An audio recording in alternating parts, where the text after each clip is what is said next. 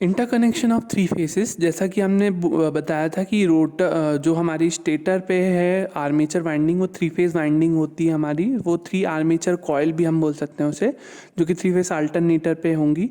तो वो इंटरकनेक्टेड नहीं होती हैं, सेपरेट होती हैं, अलग अलग होती है, विस्थापित होती है 120 डिग्री पे। परंतु अगर हमें उसे मतलब लोड से जोड़ना हो तो हमें प्रत्येक सर्किट में दो कंडक्टर की आवश्यकता पड़ेगी, क्योंकि दो टर्मिनल्स होंगे, जैसे ए डैश, बी डैश और सी डैश। तो इस प्रकार से हमें टोटल नंबर ऑफ कंडक्टर कितने ज़रूरत पड़ेंगे? छः कंडक्टर ज़रूरत पड़ेगी हमें प्रत्येक फेस को परिपथ से जोड़ने के लिए। तो इसके कारण पूरा सिस्टम कॉम्प्लिकेटेड होता है और एक्सपेंसिव, महंगा भी हो जाता है। इसलिए थ्री फेसेस को आपस में इंटरकनेक्ट किया जाता है।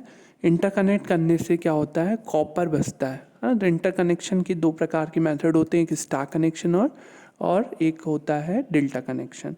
तो ये जैसे कि आप देख रहे हैं, अगर हम इसको सेपरेट कनेक्ट करते तो L1 L2 L3 तीन लोड हमने ऐसे लिया, थ्री फेस लोड लिया, तो ई आर अलग, ई वाई अलग, ई बी अलग, तो एक दो तीन चार पाँच छः, इस प्रकार से हमें छः कंडक्टर्स की आवश्यकता होती अगर हम इसको अलग से कनेक्ट करते। बैलेंस लोड वहीं पर वह लोड कहलाएगा जिसमें फेज़ इम्पिडेंसेस आपस में मैग्नीट्यूड और फेज़ में इक्वल हो, है ना, वही बैलेंस लोड कहलाएगा। मतलब जैसे कि 20 × 30 है, तो 20 × 30 तीनों लोड का है, तीनों फेस का है लोड का, तो वो बैलेंस लोड कहलाएगा। मतलब 20 मैग्नीट्यूड में भी और 30 डिग्री जो मैंने बोला वो फेज में भी। अगर अलग अलग होते हैं तो वो अनबैलेंस लोड हो जाता है। तो हम यहाँ पे जनरली बैलेंस लोड के लिए ही पढ़ेंगे। जैसा कि मैंने आपको बताया, कॉपर की सेविंग के लिए इंटरकनेक्शन किया जाता है। तो इंटरकनेक्शन जो है फेजेस का, वो या तो स्टार और वाई कनेक्शन में किया जाता है या मैश और डेल्टा कनेक्शन में किया जाता है। तो स्टार और वाई कनेक्शन में हम देख रहे हैं, ये हमारा स्टार और वाई कनेक्शन है जो हमने बनाया है। स्टार और वाई कनेक्शन में इस प्रकार के कनेक्शन में हम जो जैसे कि मैंने आपको दिखाया कि एक स्टार्टिंग एंड होगा, एक फिनिशिंग एंड होगा, कोई भी एक जगह से शुरू और एक तरफ से बंद होगा। तो सिमिलर एंड्स को इन स्टार कनेक्शन में क्या करते हैं, हम तीनों फेस के सिमिलर एंड्स को आपस में एक पॉइंट पे जोड़ देते हैं। सपोज फिनिशिंग एंड है ये, तो फिनिशिंग एंड तीनों फेस के हम एक पॉइंट एन जो कि है हम वहाँ पर जोड़ देते हैं। ये हमारा एक कंडक्टर बन जाता है, न्यूट्रल कंडक्टर। इस पॉइंट को हम बोलते हैं न्यूट्रल पॉइंट, और इसको हम स्टार पॉइंट भी बोल सकते हैं, जिसके कारण इसका नाम है स्टार कनेक्शन।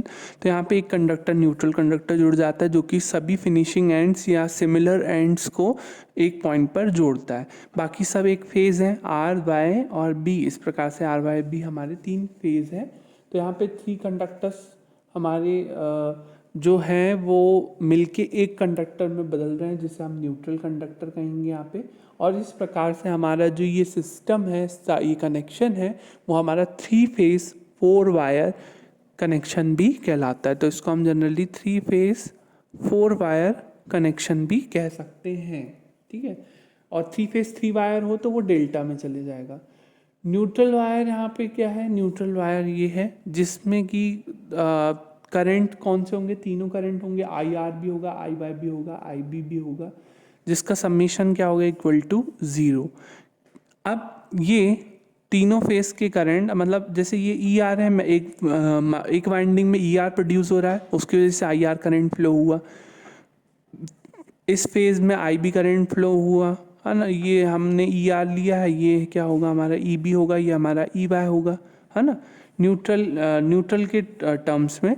अब जैसे ये आर है, तो आर फेस और न्यूट्रल कंडक्टर के बीच के ईएमएफ को हमने लिया ई आर, और वाई फेस और एन के बीच के ईएमएफ को हमने लिया ई वाई। और बी फेस और एन फेस के बीच, एन के बीच का जो हमने वोल्टेज लिया वो लिया ई बी, है ना। तो इस प्रकार से हमारे ई आर, ई वाई और ई बी हमारे फेज वोल्टेजेस हैं। तो फेज वोल्टेजेस हमने यहाँ पे ले लिए ई आर, ई वाई और ई बी, और जिसकी वजह से ई आर की जैसे आई आर करंट फ्लो होगा इसमें, आई बी करंट फ्लो होगा इसमें, आई वाई करंट इसमें फ्लो होगा। अब देख रहे हो ये पॉइंट से आई आर निकला, आई बी निकला और आई वाई निकला, तो जाहिर सी बात है के सी एल सेटिस्फाइड होगा इस नोड पर। नोड पर आने वाली करंट क्या हो जाएंगी? पूरी आई आर, आई वाई और आई बी। आई आर इधर चल जाएगा, आई बी इधर और आई वाई इधर। इसलिए न्यूट्रल कंडक्टर में न्यूट्रल तीनों करंट होता है, आई आर, आई वाई और आई बी, जिसका समेशन क्या होता है 0 के बराबर। वेक्टर सम इसका क्या होगा, I R plus I Y plus I B का 0 के बराबर, क्योंकि ये मैग्नीट्यूड में तो इक्वल होते हैं I R, I Y, I B, पर ये इतने डिस्प्लेसमेंट के कारण इनका जो फेज जो है वो 120 डिग्री आउट ऑफ फेज होता है। तो इसके कारण से इसका जो वेक्टर सम जो आता है I R plus I Y plus I B equals to 0 आता है। इसलिए हम इसमें बोलेंगे आई आर, आई वाई और आई बी जो है वो 0 होगा। अब हम ये लिखे हैं आपने, ये जो मैंने आपको बताया वही सब ये लिखा हुआ है, तो आप इसको देख लीजिएगा, अपनी लैंग्वेज में लिख लेना। अब इसके बाद हमने एक डायग्राम और बनाया है। यहाँ पे मैंने फेज़ वोल्टेजेस और लाइन वोल्टेजेस को डिफ्रेंशिएट करने और लाइन करंट्स, फेज़ करंट्स को दिखाने के लिए बनाया है। अब ये ई आर, ई वाई और ई बी जो है, यहाँ पे जो ये ई आर है, ई बी और ई वाई जो है, ये वोल्टेजेस क्या है, फेज़ वोल्टेजेस। फेज़ वोल्टेजेस वह वोल्टेज कहलाते हैं जो किसी लाइन या टर्मिनल और न्यूट्रल कंडक्टर के बीच का वोल्टेज विभवांतर है ना। न्यूट्रल कंडक्टर एवं किसी भी लाइन के बीच के विभवांतर को फेज वोल्टेज कहा जाता है, जो कि ई आर, ई वाई और ई बी है, ठीक है। और किन्हीं भी दो लाइन के बीच का वोल्टेज है ना, किन्हीं भी दो टर्मिनल्स के बीच का वोल्टेज लाइन वोल्टेज कहलाता है, या तो लाइन टू लाइन वोल्टेज कहलाता है। जैसे कि ये फर्स्ट लाइन, लाइन टू, और ये लाइन थ्री, दो लाइन के बीच का वोल्टेज लाइन वोल्टेज या लाइन टू लाइन वोल्टेज। जैसे आर वाई बी है, तो आर और वाई के बीच के वी आर वाई, आर और बी के बीच का वी बी आर, वाई और बी के बीच का वी वाई बी। इस प्रकार से ये लाइन वोल्टेजेस और फेज वोल्टेजेस होते हैं। अब ये जो लाइन वोल्टेजेस, फेज वोल्टेजेस हैं, जैसे कि फेज वोल्टेज ई आर है, ई वाई और ई बी है, क्योंकि हमारी ये इंडक्टिव कॉइल है, जो हमारी आर्मेचर वाइंडिंग होती है वो इंडक्टिव लोड होती है जनरली। इंडक्टिव यहाँ हम इंडक्टेंस की तरह इसको ट्रीट करेंगे, और स्मॉल वैल्यू ऑफ रेजिस्टेंस कहेंगे आर्मेचर रेजिस्टेंस।